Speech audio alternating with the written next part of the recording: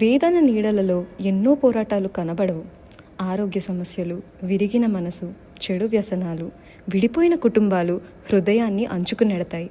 ప్రతి జీవితం ఒక అపూర్వమైన కథ. ఆ కథనే ఇప్పుడు మీరు చూడబోతున్నారు.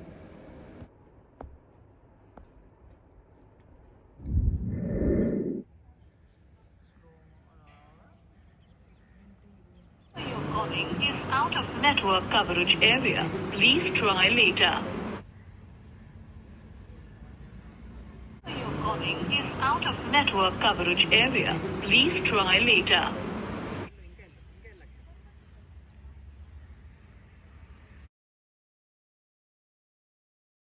Your calling is out of network coverage area.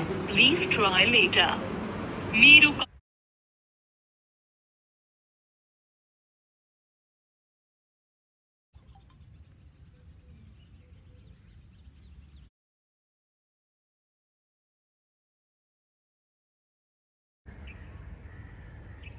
Your calling is out of network coverage area.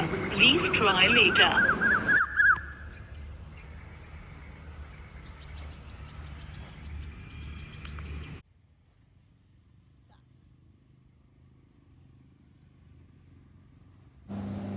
వరా, తినడానికి వెళ్దాంరా. నాకు ఆకలిగా లేదే, నువ్వు వెళ్ళు. సరే.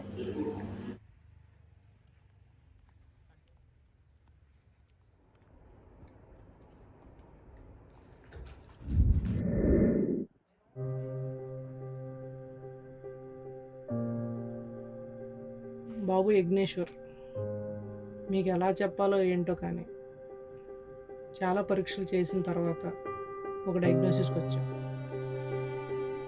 మీకు రక్త పరీక్షలో రక్త క్యాన్సర్ అని తేలింది. దానికి సంబంధించి మీ వాళ్ళు ఎవరైనా ఉంటే వారికి వివరించి వైద్యం చేద్దాం అనుకుంటున్నాం. సార్ ఒకసారి మళ్ళీ చెక్ చేయండి సార్, వేరే వాళ్ళ రిపోర్ట్స్తో మారిపోయిందేమో సార్. అన్నీ చూసామమ్మా, మన దగ్గరే కాకుండా బయట కూడా పరీక్షలు చేయించి ఈ రిపోర్ట్స్ని బట్టే చెప్పడం అవుతుంది. మీరేం అంత కంగారు పడద్దు, ఓకేనా? మీరు రెగ్యులర్గా హాస్పిటల్ ఫాలోఅప్స్కి వచ్చి రెగ్యులర్గా చికిత్స మరియు థెరపీస్ అన్నీ తీసుకుంటే మళ్ళీ మీరు మామూలు మనిషిలాగా యథావిధిగా మా అందరితో పాటు హ్యాపీగా ఉండొచ్చు. మా పేరెంట్స్కి హెల్త్ ఏం బాగాలేదు సార్, వాళ్ళని నేనే చూసుకోవాలి సార్. పర్లేదమ్మా, ఇవన్నీ మనకి అన్ని విధాలుగా గవర్నమెంట్ సపోర్ట్ తీసుకుని అన్ని విధాలుగా కవర్ అయ్యేలా చూస్తాం. టీమ్ ఆఫ్ డాక్టర్స్ ఉన్నారు మన హాస్పిటల్లో. బాగా వైద్యం అందించి నిన్ను మళ్ళీ మామూలు మనిషిని చేసే పూర్తి బాధ్యత మాది. సరేనా? ఓకేనా?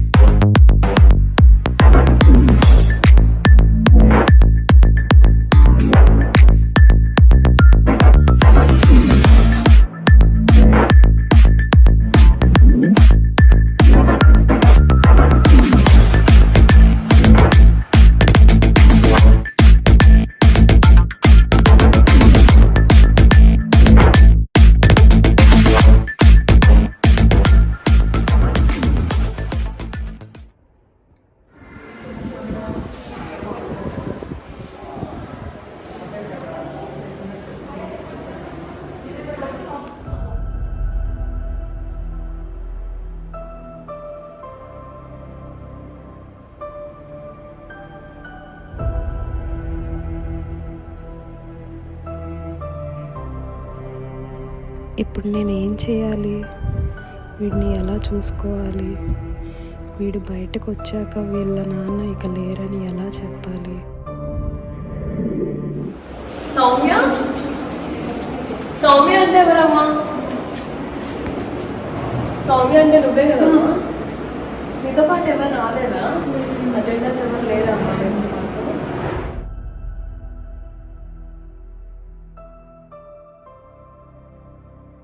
నా వల్ల కావట్లేదురా నాన్న. ఈ లోకంలోకి వచ్చాక నువ్వు కూడా నాలాగా ఇబ్బంది పడకూడదురా. సారీరా నాన్న, ఈ జీవితాన్ని ముగిద్దాం అనుకుంటున్నా.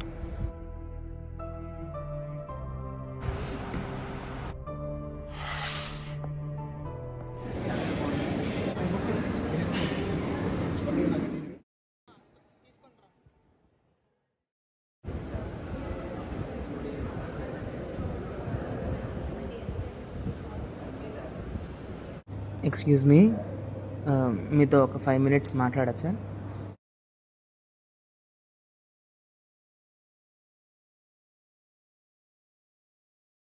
I just want to tell a story. ఒక ఊర్లో ఒక తండ్రి, ఒక కొడుకు, అలాగే వాళ్ళమ్మ ఉండేవాళ్ళు.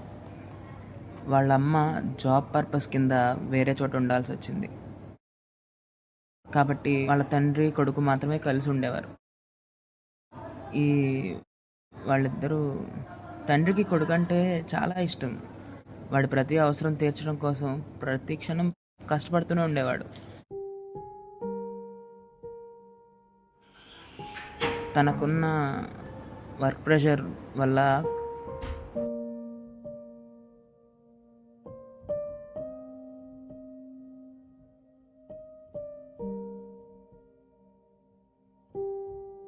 ఆ కొడుకు డాడీతో మాట్లాడాలి అని చాలా ఆశపడతా ఉండేవాడు. రోజు స్కూల్లో బుల్లింగ్ జరుగుతూ ఉండేది.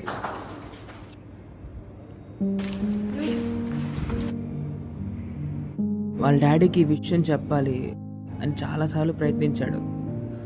తనకున్న పెయిన్ని పోగొట్టుకోవాలని. కానీ వాళ్ళ ఫాదర్కి వర్క్ లోడ్ని బట్టి he could not give him time.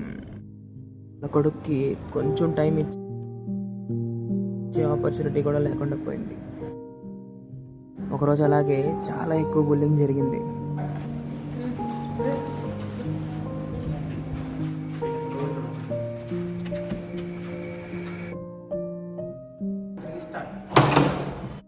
రే తలుపు తీయండిరా, రే తలుపు తీయండిరా, తలుపు తీయండిరా, రే ప్లీజ్ రా, ప్లీజ్ రా.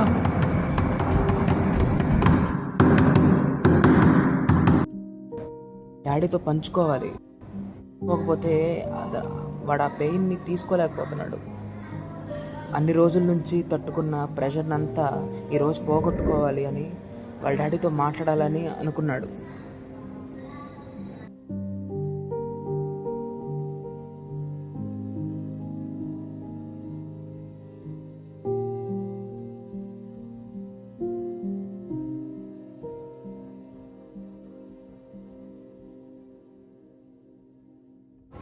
వాళ్ళ డాడీ దగ్గరికి వెళ్ళాడు.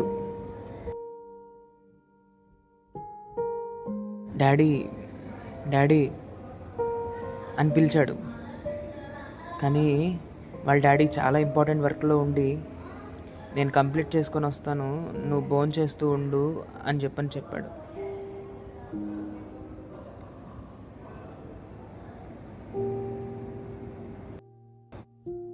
డైనింగ్ టేబుల్ దగ్గర కూర్చొని వాళ్ళ డాడీ కోసం వెయిట్ చేస్తూ ఉంటాడు.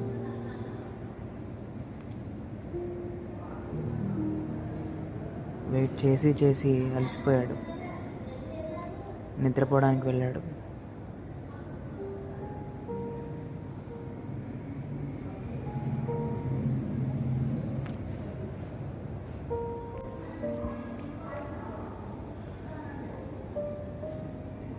Late in the night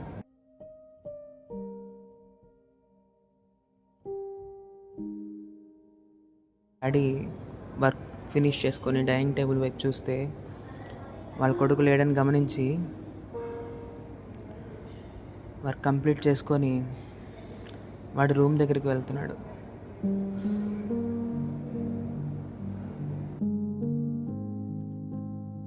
room door open చేసి చూసేసరికి వాడు నిద్రపోయాడు.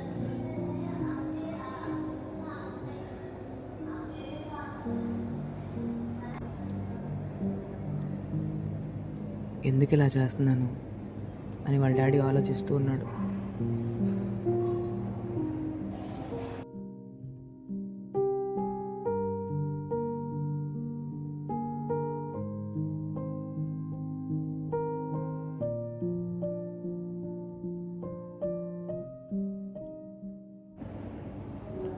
ఇలా గడుస్తుండగా ఒకరోజు వాళ్ళ అమ్మ బర్త్డే వస్తుంది, పుట్టినరోజు. దగ్గరికి వెళ్ళాలని బయలుదేరి వెళ్తూ ఉన్నాడు. తిరిగి వస్తుండగా తన ఫోన్కి ఒక మెసేజ్ వస్తుంది. యో నాన్న, గుడ్ బై. కంగారు పడ్డాడు. కాల్ చేస్తాడు, లిఫ్ట్ చేయట్లేదు. తిరిగి వాళ్ళ పక్క కాల్ చేశాడు, వాళ్ళు చూస్తారని. తను కూడా చాలా స్పీడ్గా తిరిగి వస్తూ డోర్ ఓపెన్ చేసి చూసేసరికి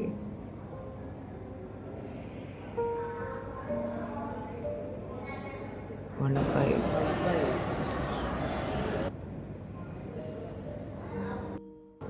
చేసుకొని చనిపోయాడు.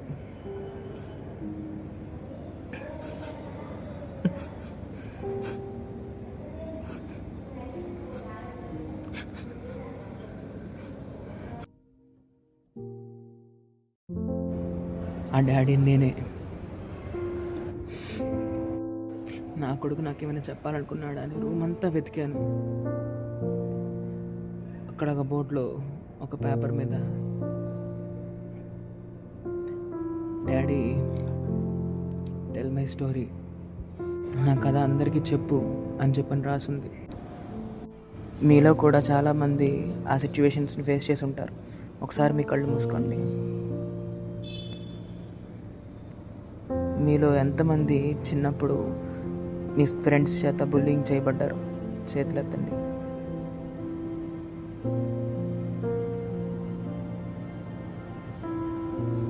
ఈ వరల్డ్ అంతా మిమ్మల్ని వదిలేసినట్టు ఒంటరిగా ఫీల్ అయిన వాళ్ళు ఎంతమంది?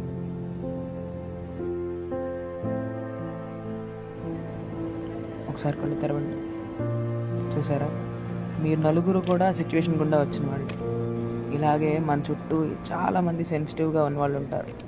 నేను నా కొడుకుని సాయంగా నిలబడలేని పోగొట్టుకున్నాను. మీరు అలా చేయకండి. ఎందుకంటే మీ ఫ్యామిలీ మెంబర్స్లోనూ ఫ్రెండ్స్లోనూ బయటికి చెప్పుకోలేని ప్రాబ్లమ్స్తో ఉంటారు. ఒంటరితనాన్ని ఫేస్ చేస్తూ ఉంటారు. అలాంటి పరిస్థితుల్లో నేనున్నాను అనే ధైర్యాన్ని వాళ్ళకి మనం ఇవ్వాలి. చెప్పేది ఓపికగా వినాలి. ఇలా చేస్తే మనం సూసైడ్ని పూర్తిగా ప్రివెంట్ చేయొచ్చు. ఎందుకంటే suicide prevention is a social responsibility. Thank you.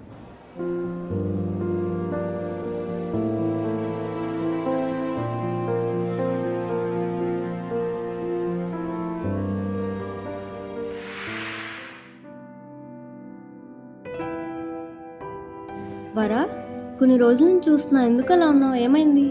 నీకు తెలుసు కదా నాది లాంగ్ డిస్టెన్స్ రిలేషన్షిప్ అని. చాలా డేస్ నుంచి కాల్స్ చేస్తున్నా, మెసేజెస్ చేస్తున్నా, అయినా తను ఏది రిప్లై ఇవ్వట్లేదు. అసలు నాకెందుకు అనిపిస్తుంది తను నన్ను చీట్ చేస్తున్నాడని. నాకేం చేయాలనిపించట్లేదు. తను లేకపోతే నేను బతకలేనే, నా వల్ల కాదు. బ్రతకలేవా? నువ్వేనా ఈ మాట అంటుంది?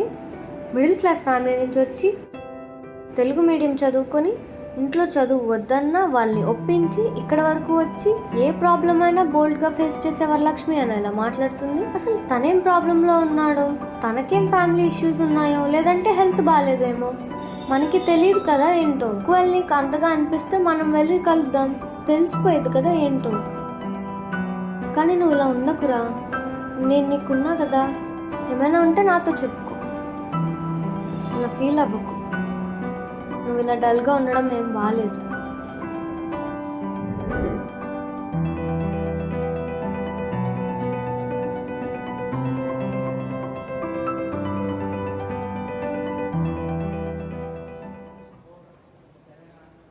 అవునరా, ఆడు 6K వెళ్ళిపోయాడు. ఒకసారి నేను కనుక్కుంటారా? సరేనా? నేను చెప్తాను రా ఆడికి సెండ్ చేయమని. నీకు చెప్తాను. మళ్ళీ చేస్తా, ఒక నిమిషం ఆగు. ఏమైందిరా? ఏం లేదురా. ఏమైందో చెప్పరా. ఎందుకు ఏడుస్తున్నావు? ఎందుకు బాధపడుతున్నావు? డాక్టర్ దగ్గరికి వెళ్ళాను రా. ఏమైంది? రిపోర్ట్స్ ఏ రిపోర్ట్స్ ఏమన్నారు?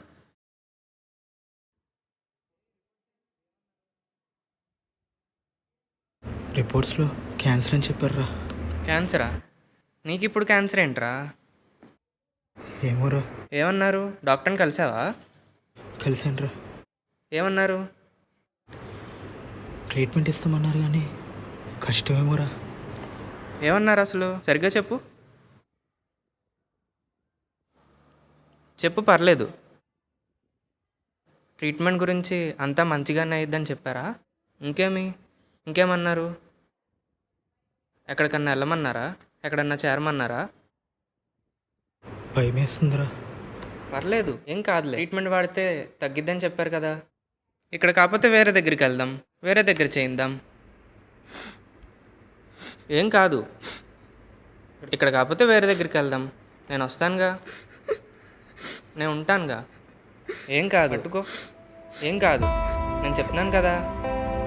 పేరెంట్స్ గురించి ఆలోచిస్తే చాలా బాధ వేస్తుందిరా. పేరెంట్స్ ఫస్ట్ అసలు నీకేమన్నా అయితే కదరా.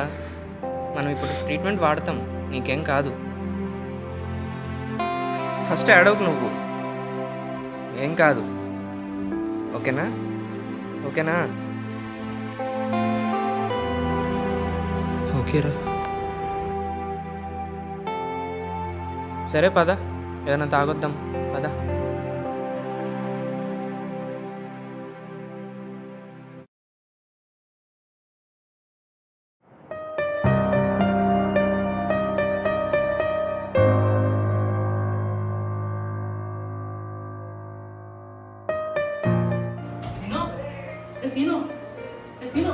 ఏంట్రా ఇవన్నీ?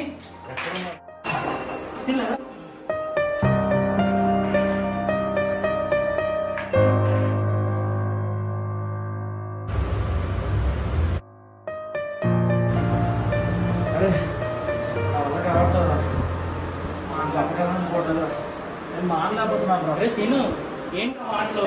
అమ్మా కదా, నేను చూసుకుంటాను. కంగారు పడకరా, రారా నాతో పాటు.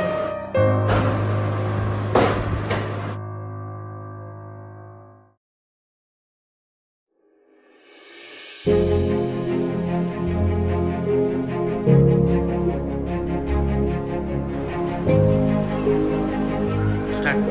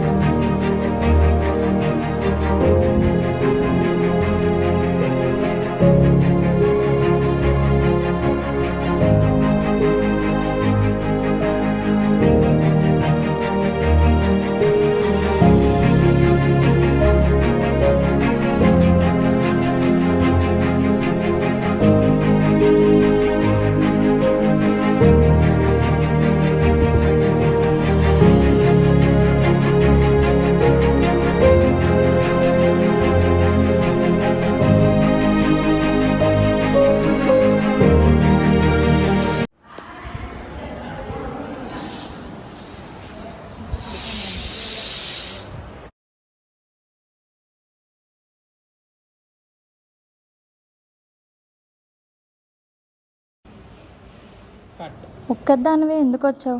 చెప్పాను కదా వచ్చే ముందు కాల్ చేయమని చెప్పి. నా వల్ల కావట్లేదే, ఈ జీవితం నాకు వద్దు. ఎందుకు అలా మాట్లాడుతున్నావు?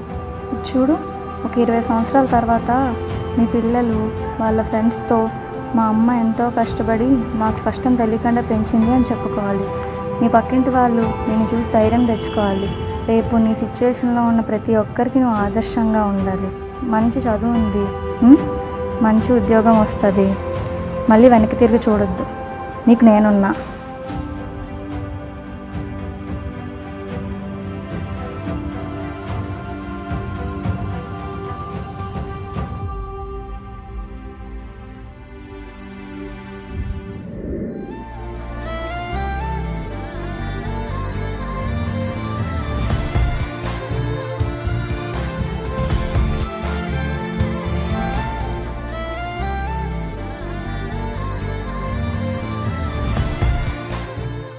రిజెక్షన్స్ అండ్ ఫెయిల్యూర్స్ జీవితంలో సహజం. ఇవి మనస్సునే కాదు, మన ధైర్యాన్ని పరీక్షిస్తాయి.